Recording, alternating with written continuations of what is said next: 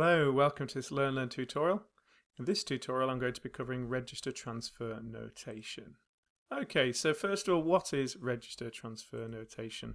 Well, it's a simple, human-friendly way of describing how data is being transferred between registers on the CPU, and it's very close to the language that's being used by the compiler, so we can see what's going on. And it describes what's being transferred without going into the detail of how exactly it's being done. So it keeps it nice and simple. And the notation that we're going to use here today, first of all, anything that's inside of square brackets means that we're going to load the contents of that register.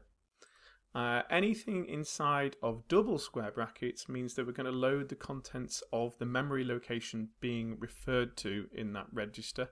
So here, for instance, it's going to go and get the contents of the whatever's in the RAM at that memory address location. You see that in a minute. Anything inside of parentheses, the round brackets, that means we're going to go and get part of that register contents. And I'll show you in a minute about which bit we're talking about. Okay.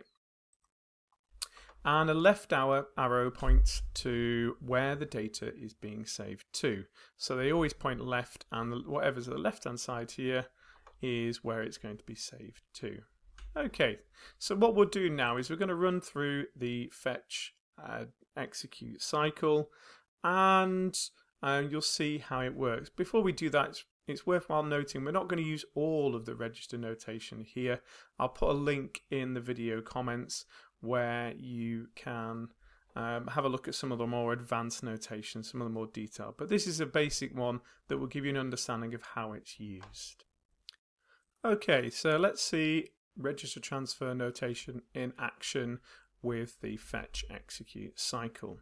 So the first part of the cycle is the program counter is set to 0 because there's no instruction yet.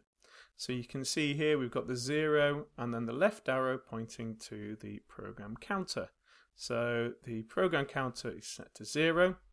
Then the contents of the program counter are copied over to the MAR, which is why we've got the square brackets because we're copying over the contents.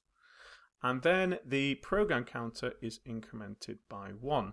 So we take the contents of the program counter and add 1 to it. There we go.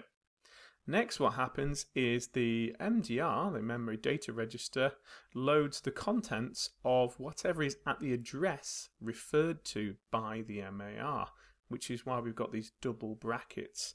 It means, okay, we're not going to load 0 into the MDR. We're going to load whatever is at address 0 referred to by the MDR. So we've got double brackets there.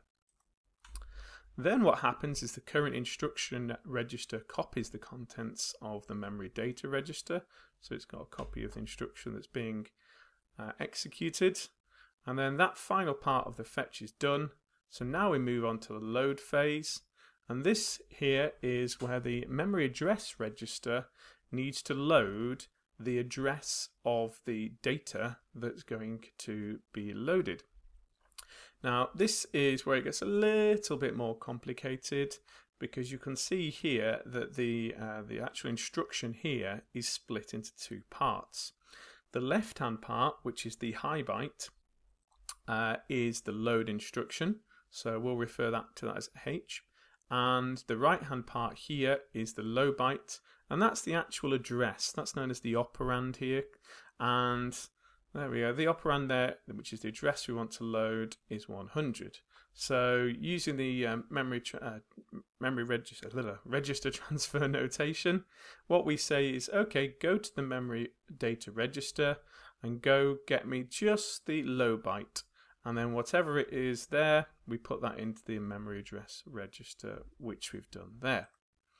Then what we do is we go to the accumulator and we set the accumulator to the contents of whatever is at the address in the memory address register. So the memory address register is 100. We go to 100 and set the accumulator to those contents. There you go. And that's the first cycle done. So what I would recommend you do now is, here we're moving on to the second instruction, which is ADD 101. I recommend that you pause the video here and try working through it yourself just to have a practice before I go through it. Okay. And we'll move on for those people who are too lazy to do that. Okay, so cycle 2. The first part of cycle 2, again, the program counter is copied into the memory address register. And then the program counter is incremented by 1, ready for the next instruction. Then the memory data register is set to whatever is at the address or that's referred to in the memory address register. So here the memory address register is 1, so it gets ADD 101 and loads that into the memory address register. And then the current address register takes a copy of the memory data register. Once that's done, the memory address register is set to the lower byte again of the memory data register, ready to go read in. So again, we don't need the ADD is for the computer, the control unit to work out what to do with. This lower byte just gets copied into there because that's the address we're going to go fetch from, or load from, sorry. There we go. And then what happens is the memory data register is set to whatever is at the contents referred to by the memory address register. So we go here 101. Okay, here we go. Was it at 101? So we've got number 5 here. There we go. And we're going to load the 5 into the memory data register.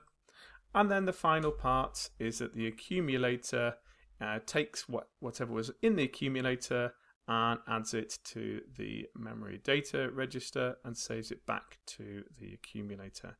So these two are added together and saved back there. Notice there's nothing here, as I said before, about how that's done. It's done by the ALU, but this is just concerned with what's happening, not how it's done. Okay, and that's cycle 2 complete.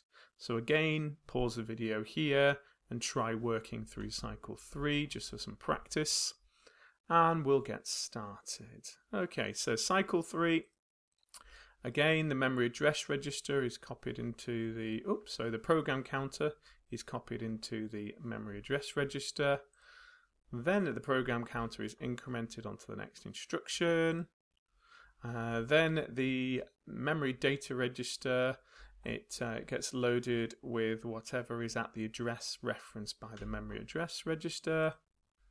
And then that gets copied into the current address register. Now the memory data register, whatever it is in the accumulator here, gets passed to the memory data register, ready to be sent off. The memory address register then needs to be loaded with the address of the location where it's going to be stored. Now here we know this is in the store instruction here, so the 102, which is the lower bit, again needs to be, the lower byte needs to be copied from here into the memory address register. I think these go the other way around actually, but it doesn't really matter. And then finally, the RAM is updated. So we go to the RAM, and we're going to get the memory address register there. So whatever's at the contents of the memory address register, which will be 102, and into 102 is saved the contents of the memory data register. There you go, and that's it, all done. So there's all the basics of register transfer notation. Again, as I said, I've put in the comments, I'll put a link to my site so you can go have a look at the extra notation that's used, some of the more advanced stuff. Also, I'll put any links to any worksheets or any quizzes and stuff like that to have a go at. Okay, if you do like the video, please do like it. And if you've got any comments or suggestions, then please put them in the video. Thank you very much.